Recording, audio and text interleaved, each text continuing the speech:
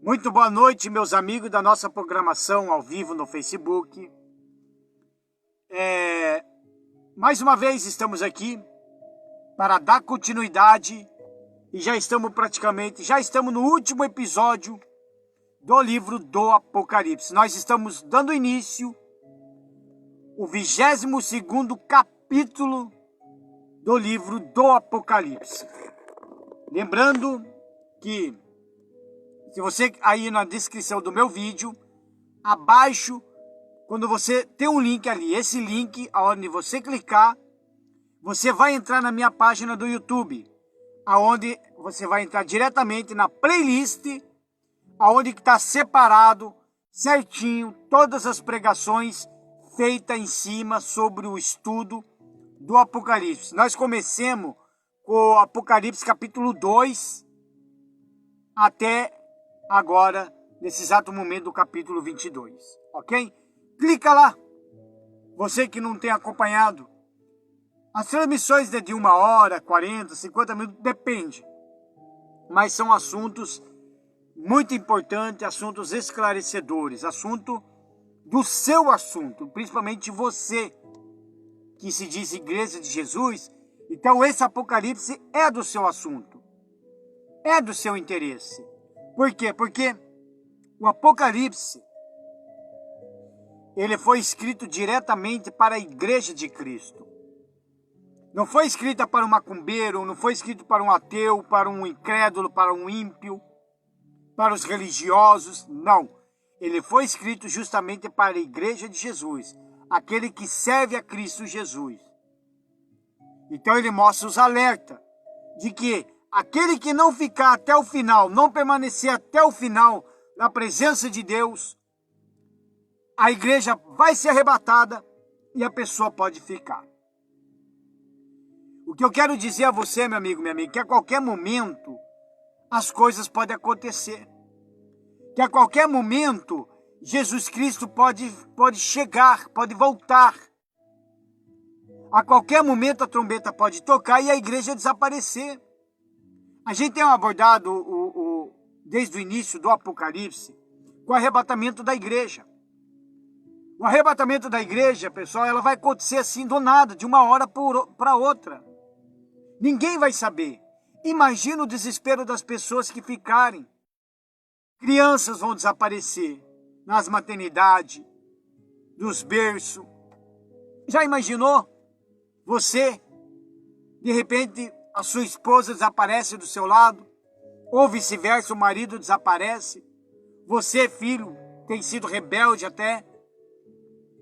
Teus pais têm ido na igreja, têm servido a Jesus e os pais desaparecem. De repente você está num avião e justamente aquele piloto serve a Jesus, de repente ele é arrebatado.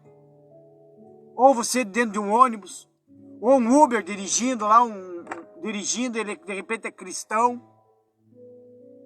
Então tudo pode acontecer, meu amigo, minha amiga. Surpresa. Não será avisado quando que vai acontecer. Mas uma coisa é certa, vai acontecer. Alguns teólogos, eles têm defendido que o arrebatamento será feito depois que a igreja vai passar pela grande tribulação. Não, a igreja não vai passar pela grande tribulação. Quem ficar vai passar pela grande tribulação.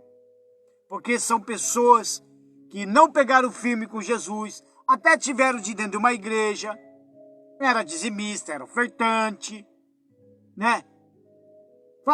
Fazia parte do corpo de obreiros, de um quadro de pastores, mas não estava alicerce numa palavra.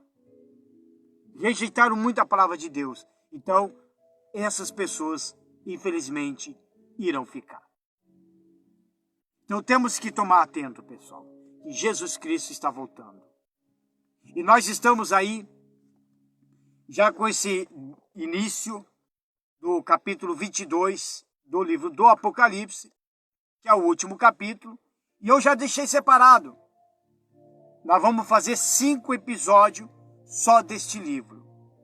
Então nós vamos começar com o episódio 1, que a gente vai abordar sobre o assunto desse novo Jardim do Éden, que já do início do capítulo 22, ele fala um pouco desse jardim do Éden, e nós vamos falar sobre o rosto e o nome, que fala aqui também. Então preste bem atenção, para Deus abençoar a sua vida. Então Apocalipse 22, versículo 1 e 2 diz assim: E mostrou-me o rio puro da água da vida, claro como cristal, que procedia do trono de Deus e do Cordeiro. Olha só que bacana. No meio da sua praça, e de um e de outro lado do rio, estava a árvore da vida, que produz 12 frutos, dando seu fruto de mês em mês. E as folhas da árvore são para a saúde das nações. Chegamos ao último capítulo do Apocalipse e também à última visão de João. Ele vê a Nova Jerusalém, que nós abordamos isso ontem, como um jardim do Éden restaurado, incluindo o rio que regava e dava vida ao jardim, a árvore da vida e a comunhão íntima que o ser humano desfrutava inicialmente, será Deus. Aqui se fecha o círculo da história humana, da mesma forma que começou, mas desta vez com o pecado e Satanás finalmente vencidos. Então, a gente lembra perfeitamente, lá no Gênesis, já fala desse jardim do Éden. Já fala. Só que, naquela época do jardim do Éden, Satanás entrou como uma cobra rastejante, enganou como uma serpente, né? Enganou a mulher. A mulher comeu do fruto, ofereceu ao homem, o homem, que foi o Adão, também comeu desse fruto, e ali eles acabaram tendo o seu primeiro pecado. E qual foi o pecado daquilo ali? Na realidade, pessoal, não foi o pecado, não era ter comido o fruto, mas a desobediência. O segundo pecado que entrou foi a desobediência. O primeiro começou lá no céu, que foi uma rebelião, uma rebelião, aonde foi expulso Lúcifer e seus anjos. Aí predominou o pecado no jardim do Éden, que é a desobediência. Deus chegou e falou, não coma desse fruto. A serpente foi lá, enganou a mulher, enganou o homem, e ambos comeram do fruto. E ali surgiu o pecado da desobediência. Só que agora João está contando outra visão, do mesmo jardim do Éden, só que desta vez sem Satanás, sem o pecado. Por quê? Porque lá no jardim do Éden, do primeiro do jardim, quando Satanás e Lúcifer foram expulsos, quando Lúcifer foi expulso, já estava o jardim do Éden. Agora não. Esse novo jardim do Éden, ele vai ser criado depois que Satanás e seus demônios e todos aqueles que seguiram, tiveram a marca da besta, que seguiram o anticristo, seguiram os falsos profetas, foram lançados com lago de fogo e enxofre. Depois de toda o julgamento final, onde muitos serão lançados para o lago de fogo e de enxofre, aí sim será esse novo jardim do Éden. Então, o rio puro da água da vida é o Espírito Santo, que sai do trono de Deus e do Cordeiro e faz nascer novas criaturas, novas vidas por onde passa. Ele é o único capaz de revelar o seu Jesus ao ser humano. Podemos transmitir todas as informações a respeito do nosso Senhor para as pessoas, mas a revelação dele a elas é obra exclusiva do Espírito Santo. Meu amigo, minha amiga, você que está indo na igreja, você não pode se acomodar. Você tem que ter o Espírito Santo. Porque tem muitas pessoas, mesmo dentro da igreja, ela é capaz de ficar só porque não tem o Espírito Santo. O Espírito Santo não vem sobre uma pessoa só porque ela está na igreja. Ou só porque ela se batizou nas águas. Não, O Espírito Santo, ela vem sobre a pessoa quando a pessoa almeja ter esse Espírito Santo. Ela deseja ter esse Espírito Santo. O Espírito Santo na vida de uma pessoa é como se fosse o próprio Deus reinando dentro da pessoa. Por isso que o nosso coração, ele é o altar de Deus. Ele é a morada de Deus. Ele tem que ser o trono de Deus. Por isso que o nosso corpo é o templo do Espírito Santo. Então, quando uma pessoa se esvazia do pecado, quando ela se esvazia das coisas do mundo, quando ela abandona todas as coisas do mundo, quando ela tira o mal da vida dela, de dentro dela, então há um espaço para o Espírito Santo. E quando o Espírito Santo desce sobre uma pessoa, pronto, a vida dessa pessoa muda, transforma. Eu não estou falando financeiramente como muitos pensam. Eu estou falando em espiritual. Espiritualmente falando, de uma vida transformada. Ela não tem mais insônia, a pessoa não tem mais depressão, pode vir luta, pode vir as dificuldades, mas ela sempre vai estar firme. Como nós tivemos na pregação de hoje, ela vai estar sempre com os pés calçados no Evangelho da Paz. Então você tem que buscar esse Espírito Santo para você. Você tem que desejar, você tem que almejar esse Espírito Santo. Você tem que pedir em oração, em jejum. Falar com Deus, Senhor, eu quero ser batizado com o Espírito Santo. Pessoal, uma pessoa que é batizada com o Espírito Santo, as chances dela são máximas chances de ela ser arrebatada. Sabe como que Deus vê esse mundo? Eu vou te explicar. Deus vê assim, ele olha. O Espírito Santo é que nem essas luzinhas que está aqui comigo, que está me iluminando aqui a lanterna. Então preste bem atenção. Ó, e a lanterna. Aí Deus, você vê que eu estou no escuro, um pouco. Aí Deus, ele olha para baixo. O que que Deus vê? Tudo trevas. O mundo está em trevas.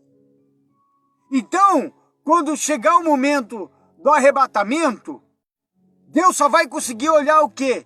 Apenas que tem o quê? Essas luzes. Tá vendo essas lanterninhas aqui? Digamos que são duas pessoas batizadas com o Espírito Santo. Porque ela tem o quê? A luz. E a pessoa que não tem o batismo com o Espírito Santo, ela está onde? Ela está em trevas, ela não está em luz. Porque o Espírito Santo, meu amigo, minha amiga, ela é a luz de Deus na vida de uma pessoa. Então você tem que almejar, você tem que buscar o Espírito Santo. Não é só na igreja que você tem que buscar. Ora em casa, tira os seus momentos de oração, mas almeja, busca. Busca o Espírito Santo com toda a força, com todo o desejo. E tenho certeza, olha pessoal, Deus jamais vai negar o Espírito Santo na vida de uma pessoa. Pode ter certeza disso. Jamais. Então o objetivo inicial de Deus na criação era que o ser humano vivesse eternamente por meio da árvore da vida.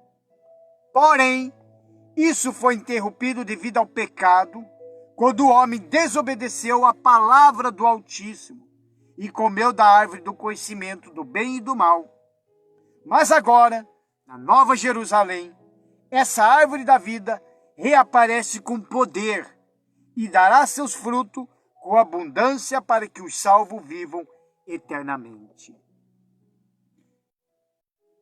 E ainda João, ele completa dizendo: e ali nunca mais haverá maldição contra alguém. E nela estará o trono de Deus e do Cordeiro, e os seus servos o servirão. Que é o versículo 3.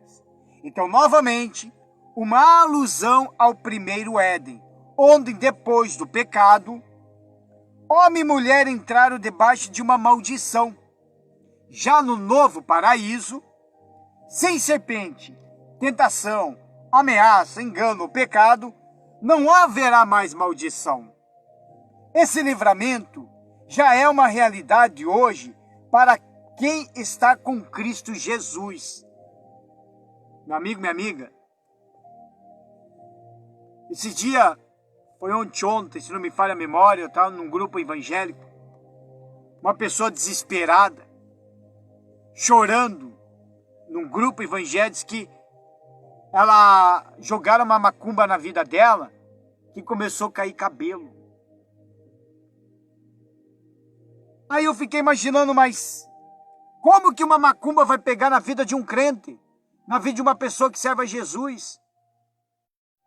Ela é lançada, sim, ela é lançada. Mas ela não pega, ela não chega até uma pessoa que tem uma vida com Jesus. Sabia disso? Não chega. Não tem como uma macumba ou uma feitiçaria, não tem como chegar na pessoa que tem uma vida com Jesus. Como que as trevas vai chegar e debater com a luz? Porque quando você tem Jesus na sua vida, você tem luz. Nós temos lutas? Temos lutas. Temos dificuldades? Temos. Satanás se levanta? Se levanta. Em si, de uma pessoa que serve a Deus, não vai. Não rola. Aí, o que aconteceu com essa pessoa? Ela não está alicerçada na palavra de Deus. Pode ser uma pessoa que até tem nome de evangélico, de crente, né? Pode ser apenas membro de uma igreja, mas uma vida com Jesus ela não buscou de fato e de verdade. Está escrito em Salmos 91 que ele te livrará do laço do passarinheiro e da peste perniciosa. Da peste perniciosa. Deu coronavírus. Qual foi a primeira reação de muitos crentes aí com o coronavírus? Não vou mais na igreja. Estou com medo, ficaram com medo de morrer. Por que ficaram com medo? Porque elas não estão alicerçadas na palavra de Deus.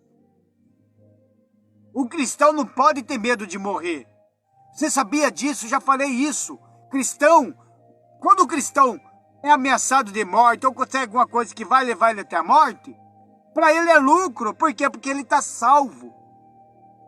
Agora, quem tem medo de morrer é porque sabe que a alma não vai para o paraíso. A alma não vai estar junto com a Nova Jerusalém. A alma não vai para o céu.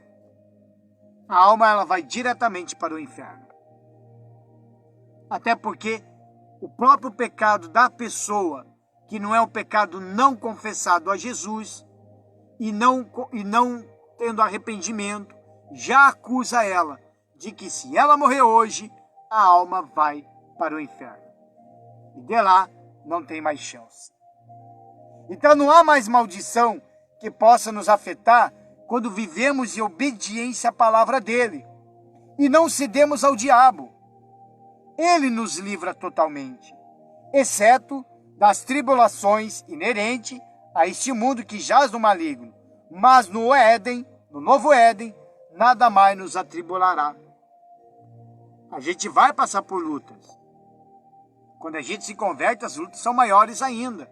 Só que você tem força para lutar e vencer. Porque você vai estar com o Senhor Jesus. É Ele que vai tomar a sua dor. É Ele que vai estar à frente de uma batalha. E Ele, até é bom quando acontece essas lutas, porque quando você vence, você glorifica o nome de Jesus. E é isso que Ele quer, que você o glorifique a Ele. Então o centro da Nova Jerusalém é o trono de Deus e do Cordeiro. Ao redor desse trono estão os seus servos, cuja glória é servir ao seu Senhor. Permanecer constantemente em sua presença e contemplar continuamente a sua face. Olha só, contemplar a sua face. Não haverá mais distância, separação, nem mistério entre o Senhor e seus servos. Finalmente, o veremos face a face. Essa esperança é o que deve conduzir a mente, o coração e as atitudes dos servos de Deus que o servem. Não o faz para reconhecimento nem louvor de ninguém. A única recompensa que o servo de Deus realmente deseja é um dia ouvir da sua boca: Olha só, no Mateus 25, versículo 21. É isso que o servo de Deus quer ouvir. Bem-estar, servo bom e fiel. Sobre o pouco foste fiel, sobre muito te colocarei. Entra no gozo do teu Senhor. Puxa vida, meu amigo, veja que maravilhoso isso aqui. Maravilhoso. E muitas pessoas estão de desfrutar uma nova vida, numa nova Jerusalém com o Deus de Israel. No versículo 4 e 5 diz assim: E verão o seu rosto, e na sua testa estará o seu nome. E ali não haverá mais noite, e não necessitarão da lâmpada nem da luz do sol, porque o Senhor Deus os ilumina, e reinarão para todo sempre. Moisés rogou a Deus que o deixasse ver a sua face, mas o Senhor lhe respondeu: Não poderás ver a minha face, porquanto homem nenhum verá a minha face e viverá. Isso está lá no Êxodo, no capítulo 33, no versículo 20. Em imagem de gesso, de tela, papel, metal e etc., que mostra o rosto de Jesus. Está claramente dizendo aqui, Deus falando para Moisés que ninguém verá o rosto de Deus. Ninguém verá. E o único rosto que a Bíblia está apontando que a gente vai ver de Deus é quando a gente estiver na Nova Jerusalém. Então, esse calendário que tem o rosto de Jesus, esse papel, o gesso, o desenho, aquele bonequinho pendurado na cruz, não é o Senhor Jesus, meu amigo. Não é. Não é ele. A Bíblia está clara, está dizendo justamente aqui, escrito aqui, que ninguém verá o rosto de Deus. Ele mesmo disse para Moisés. Então todas essas imagens são meras especulações, já que somente na Nova Jerusalém veremos de fato o rosto do nosso Senhor como realmente é. Somente na Nova Jerusalém. O sudário de Turim, por exemplo, o sudário de Turim, que é um lençol que supostamente envolveu o corpo do Senhor Jesus na sepultura, é uma grande fraude e não tem nenhum cabimento bíblico. O texto sagrado diz que o rosto do Senhor Jesus crucificado ficou violentamente desfigurado devido às agressões que sofreu, bem diferente do rosto fotográfico e de cabelo armado que aparece no suposto lençol. Essa fraude foi mais uma tentativa do Vaticano de justificar as imagens do rosto de Cristo, fabricada em e paróquias e vendida a fiéis do mundo todo. Então, esse sudário Turim é uma fraude. É uma fraude. Pessoal, você tem que entender o seguinte. Antes de Jesus ser crucificado, ele passou por vários julgamentos. Só que antes, Jesus levou uma surra danado.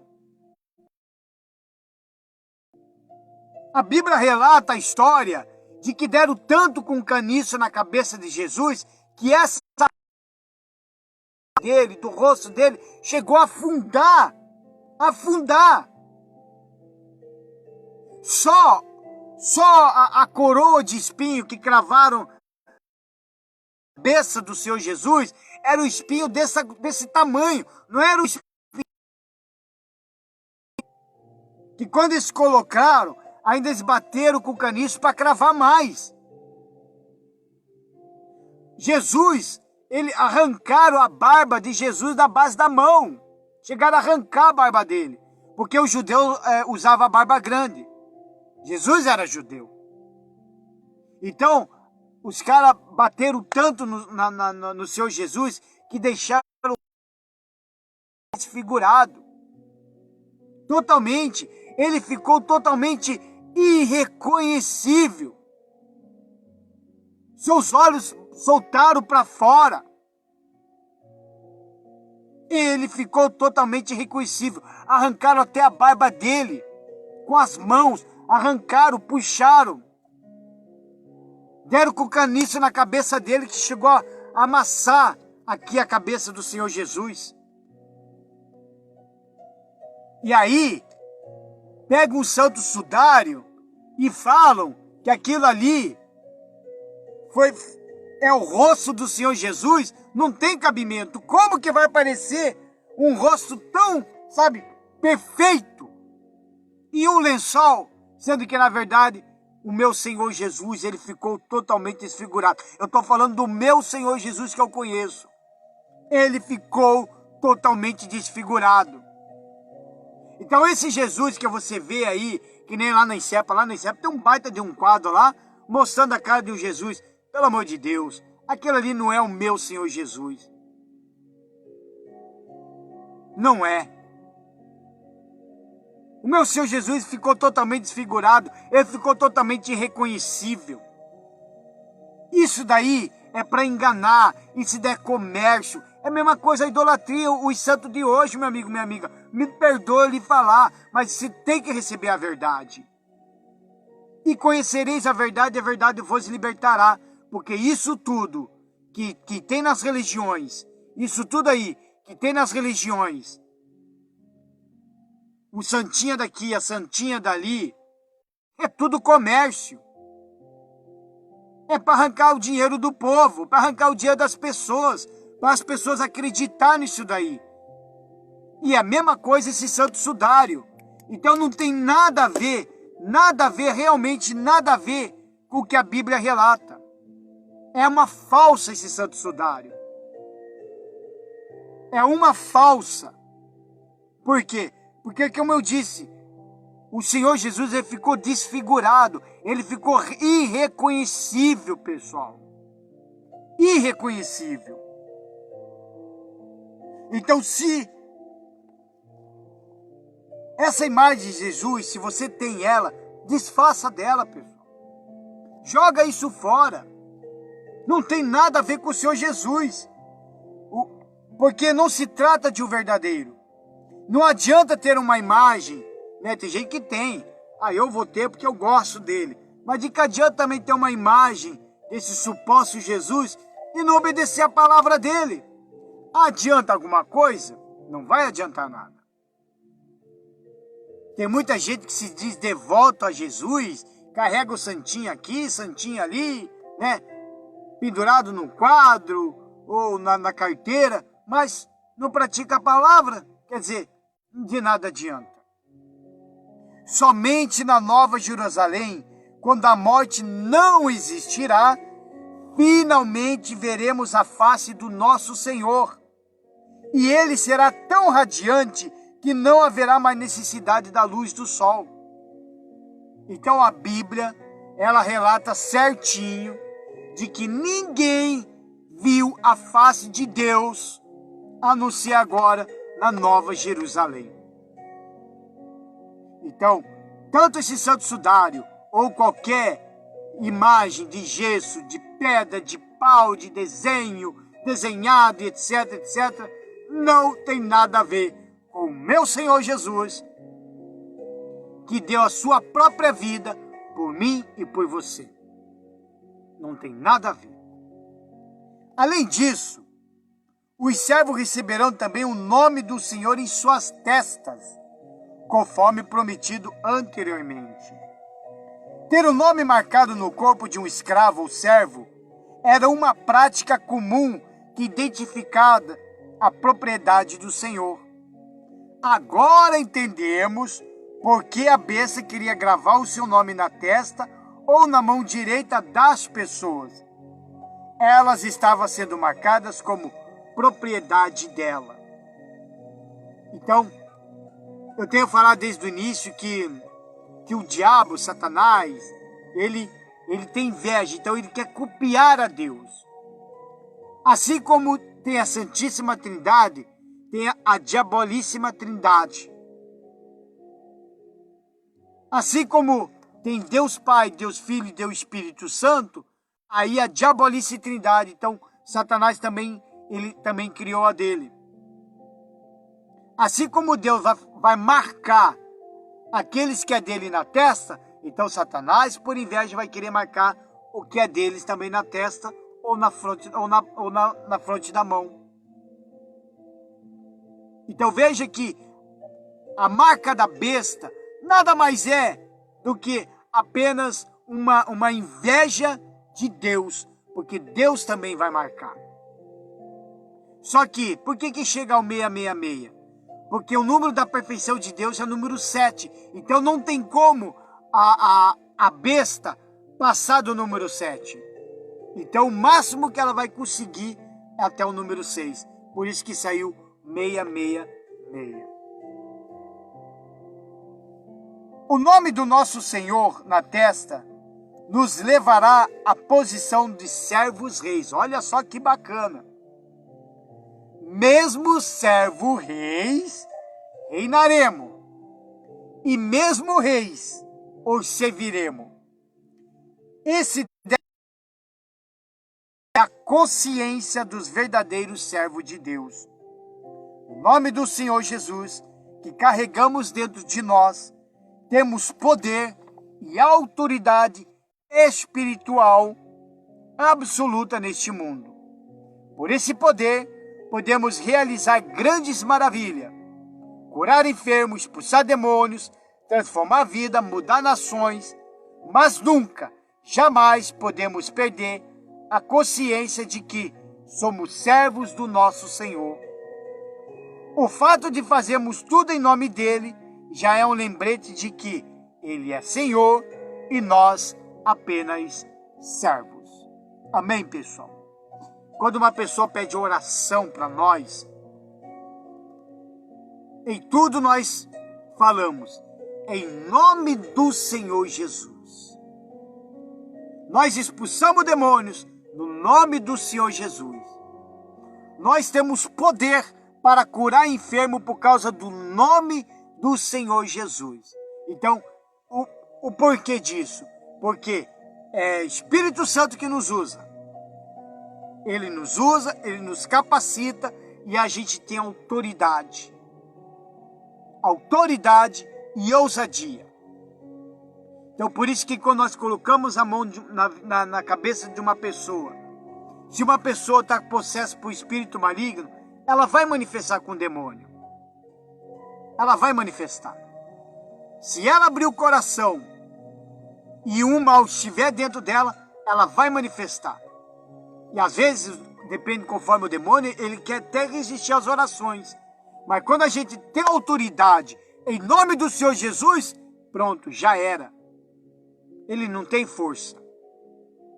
Então veja o quanto é maravilhoso você ter uma vida com Deus, pessoal, porque você também tem uma autoridade. Autoridade para tudo. Porque é essa autoridade que Jesus nos deu. Ele mesmo fala que ele nos deu autoridade para pisar em serpentes e escorpiões. Então essa autoridade você tem. Mas como que eu vou ter essa autoridade, Gerdau? Me ensina como que eu posso ter essa autoridade. Busca o Espírito Santo. Busca esse poder de Deus. Serve somente a Ele. Serve. Você já viu o filme do Exorcista? O Exorcista, eles mostram muito a cruz, né? Para o demônio. Aquilo ali é tudo papo furado. Manifesta um demônio para você ver na tua frente e pega uma cruz que tem aquele hominho pendurado para ver se ele vai se sujeitar. Não vai. Não vai, sabe por quê? Porque vai lembrar naquele exato momento naquele momento que Jesus está sendo cravado na cruz, pendurado, Satanás achava que estava vencendo. Mal ele sabia que naquele exato momento estava carregando o pecado da humanidade. Estava carregando as maldições da humanidade. E mal ele sabe que naquele exato momento, na cruz do Calvário, todos os nossos pecados já estavam sendo perdoados. E nós estávamos sendo comprados com o sangue de Jesus. E mal ele sabia que Jesus morresse, ele desceria no inferno, pegaria a chave da vida que estava na mão de Satanás e ainda ressuscitaria no terceiro dia. Ou seja, ele venceu a morte. Então a cruz está vazia. Se quer ver o Satanás mesmo se ajoelhar, se quer ver mesmo o diabo mesmo ficar nervoso, é quando você mostra uma cruz vazia para ele e fala, lembra? Pronto, já era para o diabo. Porque ele sabe que uma cruz vazia representa vitória, bênção, milagres e transformações de vida. E ele sabe, Satanás sabe, que esse Jesus que do Santo Sudário, ou até mesmo aí em quadros pintados, ele sabe que aquele não é o seu Jesus. Ele sabe. Porque ele conhece o seu Jesus. Meu amigo, minha amiga, desfaça dessas coisas. Que nem eu falei, só lá no meu trabalho tem um setor que tem esse quadro lá. Eu olho para aquilo ali, olha. Aliás, até a imagem, o rosto que eu vejo naquele quadro lá, não tem nada, nem parece nem com um homem. Para você ter uma ideia. Tem uns pintados aí que, olha, parece um travesti. Me perdoa dizer, mas parece um travesti. Aliás, não vou pedir perdão, porque afinal de contas não é o meu Jesus. E o Jesus que eu estou passando para você não é esses aí, não. Ele está aqui, na Bíblia. Clara diz que a gente só vai ver o rosto dele na Nova Jerusalém, em um novo jardim do Éden. Se alguém chegar e dizer, eu vi Jesus, eu vi o rosto dele, aí eu fico falando, será? Será? Eu vi Jesus na minha vida, mas eu não vi o rosto dele. Eu vejo Jesus na vida de muitas pessoas hoje, mas não vi o rosto dele.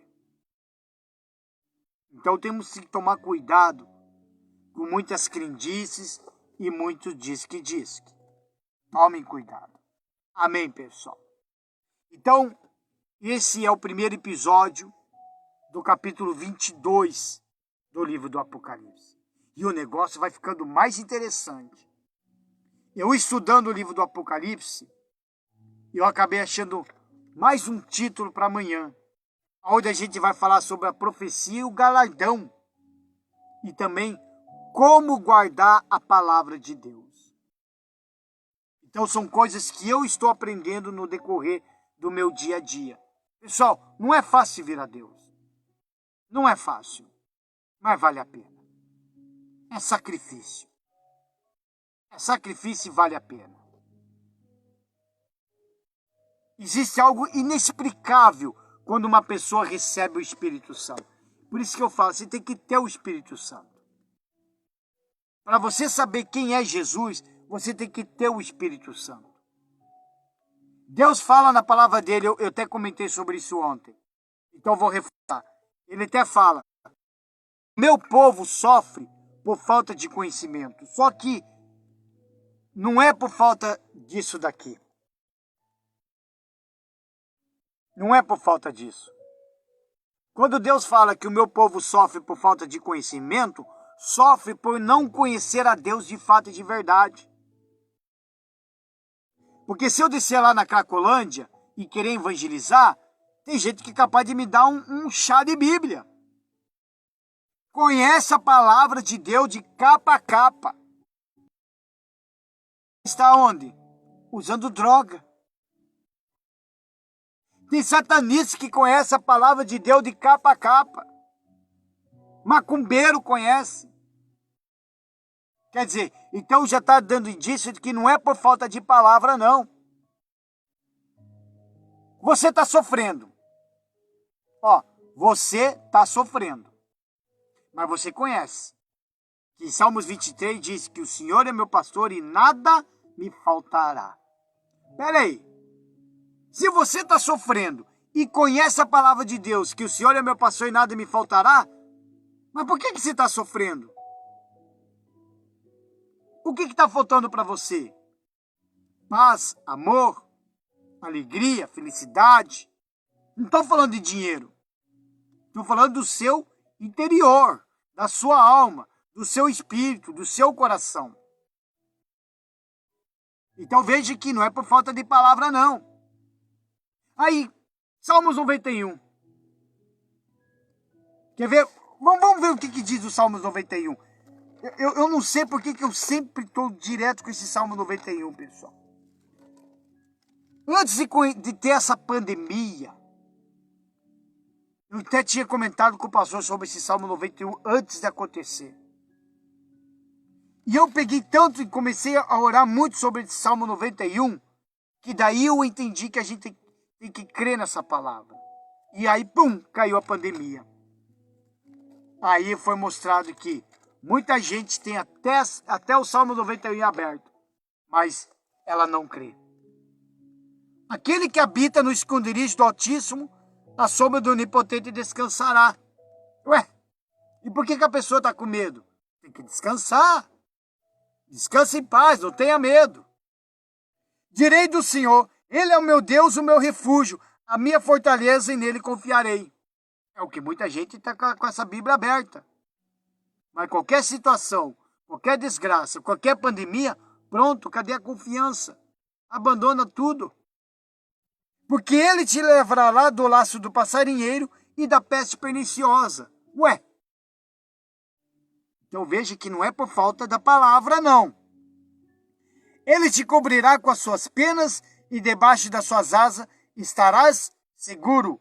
A sua verdade é escudo e broquel. Não temerás espanto noturno, nem na seta que voa de dia, nem peste que ande na escuridão, nem mortandade que assola ao meio-dia.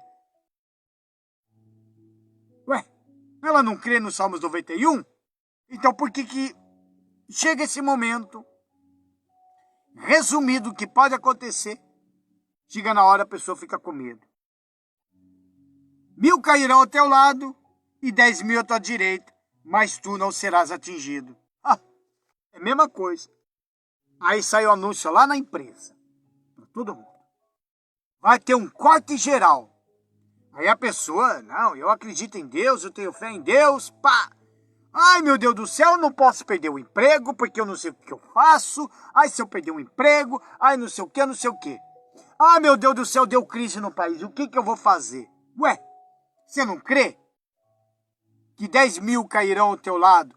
Como é que é? Você não crê que 1.000 cairão ao teu lado e 10.000 à tua direita e você não será atingido? Você não crê nessa palavra? Então, se você crê, então significa que você não será atingido. Ah, mas e se eu for atingido? E se eu for mandado embora? E daí, dê graças a Deus. Sabe por quê? Porque quando uma porta se fecha, abre 2, 3. Isso é fé. Isso é crer. Isso é viver na palavra, seguro, com os pés calçados no Evangelho. Isso é viver na presença de Deus, pessoal. Deus quer isso de você. Ele requer isso de mim. Que a gente creia, que a gente viva esse Evangelho, que a gente creia. Agora, você tem que entregar a sua vida para Jesus. Entregar a sua vida para Ele. Porque eu vejo muita gente dizendo que acredita em Deus, crê em Deus e tal, né? Mas ela ainda não entregou a vida para Jesus. Aí a gente vê pessoas sofrendo, depressivo, casamento sendo destruído, esfriamento conjugal, pessoas com possessas, doente. E mesmo assim, diz que acredita em Deus. Acreditar em Deus é uma. Agora, crer é outra. Estão compreendendo, pessoal? Veja que desde lá para cá do Apocalipse, em momento algum, Deus falou de uma religião. Ele só fala da igreja. A minha igreja. A minha noiva. A minha esposa. Mas ele não fala de religião. Porque a gente sai evangelizar, e eu quantas vezes já levei na casa as pessoas chegar e dizer, eu tenho a minha religião, e bate no peito. Aí eu olho para a pessoa e falo assim, só lamento. Achando que a religião dela vai salvar ela. A religião não vai salvar. Placa da igreja não vai salvar. O que vai te salvar é uma vida de entrega, de renúncia, de sacrifício da sua vida para o Senhor Jesus. Abandona esse mundo aí. Sabia que na Bíblia fala, Deus mesmo fala, de que aquele que é amigo do mundo é inimigo de Deus. Já imaginou? Sinceramente, pessoal. Melhor você ser inimigo de qualquer um, mas de Deus, meu amigo. De Deus. Não, mas eu capaz que eu sou inimigo de Deus. Você é.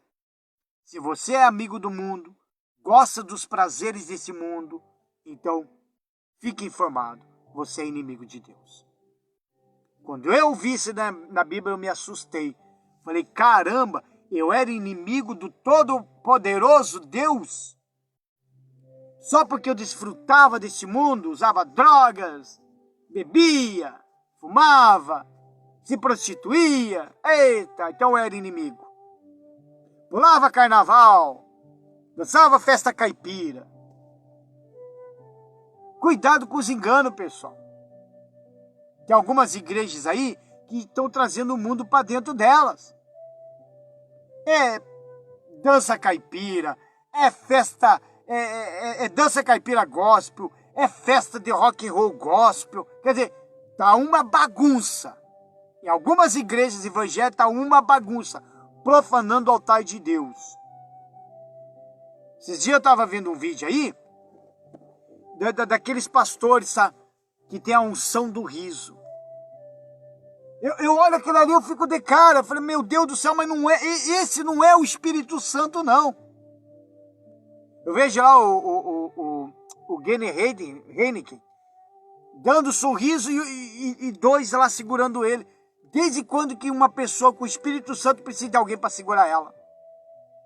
Já viu aquele cara que passa com o paletozão e cai aquela multidão no chão? Brrr. Aquilo ali não é Espírito Santo, não. Aliás, esse pastor, ele está preso. Sabe por causa do quê? Pedofilia. Pedofilia. Então veja os enganos. Sem se falar daquelas que ficam rodando, sabe? Uma vez eu falei de um aí que estava nessa igreja, eu falei, meu amigo, aquele ali são tudo macumbeiro, rapaz. O cara ficou brabo. Disse que eu não conheço. Falei, opa! Falei, daí eu tive que entupir ele. Falei, mas é claro que eu conheço, meu amigo. Eu era desse ramo. Eu servia Satanás. Eu tinha aliança com o diabo. Eu era bruxo. Pratiquei satanismo. Eu era cambone da minha avó. Então veja no caldeirão que eu estava. Veja na sopa danada que eu estava. Olha o alimento que eu estava tendo. Uma mistura total. E as pessoas rodando, caem no chão, achando que é o Espírito Santo. Não, o Espírito Santo não é isso não, pessoal. O Espírito Santo te dá paz, te dá conforto, te dá alegria. Ele te enche de longanimidade, muda a sua vida, o seu caráter, te dá mansidão. Esse é o Espírito Santo. Então, entrega a sua vida para Jesus. Não perca seu tempo, não. Entrega a sua vida para Ele. É a melhor coisa que você faz da sua vida. Esquece a tua religião. Ah, minha religião, desde o meu tataravó. Esquece, abandona, larga a mão disso daí. Se apega na palavra de Deus, na Bíblia. É ali que está todos os segredos para a sua vida. Ai, Deus, fala comigo. Ele fala. É só você abrir a Bíblia, que Ele fala com você. Amém, pessoal? Que Deus abençoe a todos. Em nome do Senhor Jesus. Amanhã nós vamos continuar o segundo episódio do nosso 22º e último capítulo do Apocalipse. Lembrando Aí no rodapé, você vai clicar lá no link lá embaixo, automaticamente vai entrar na minha playlist, aonde tem praticamente já 50 vídeos, 50 transmissões ao vivo, só do Apocalipse. E daqui a pouco, essa mesma transmissão, ele já vai fazer parte dessa playlist. Amém? Então que Deus abençoe a todos, em nome do Senhor Jesus. Fique até o final. Ouça esta canção para Deus abençoar a sua vida, em o nome do Senhor Jesus.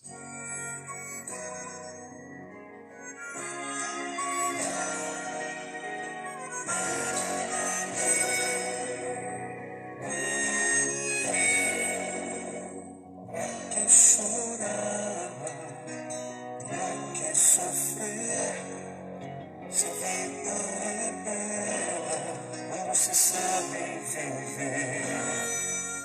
Pra que ficar assim, triste e feliz, se a felicidade está perto de ti? Olhe pro céu e veja a luz, luz que emana do trono é Jesus. Ele iluminar teu coração, mudar tua vida, tua direção. Venha ser feliz, deixa o mundo pra lá e suas ilusões. Venha ser feliz com Jesus. A tua vida ilumina, alegria, paz e luz.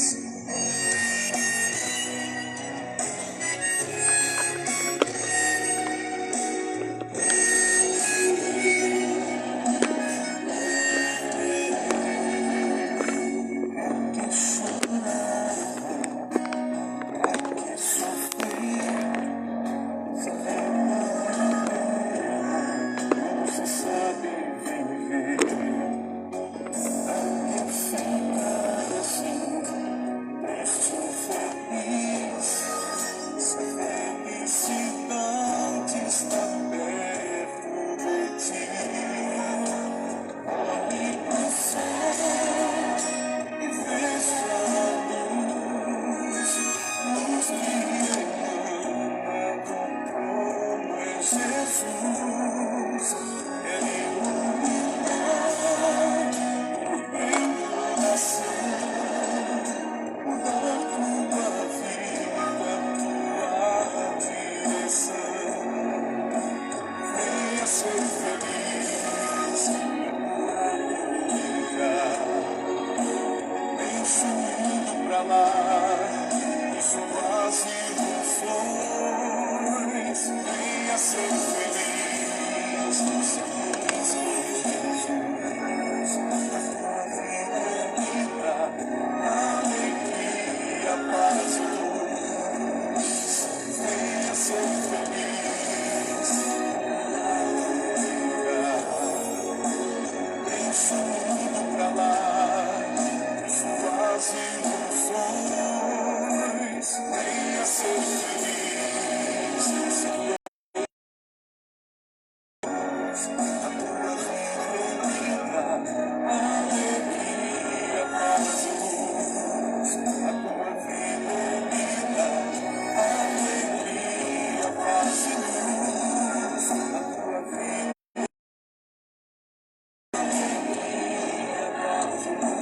Que Deus te abençoe, em nome do Senhor e Salvador Jesus Cristo.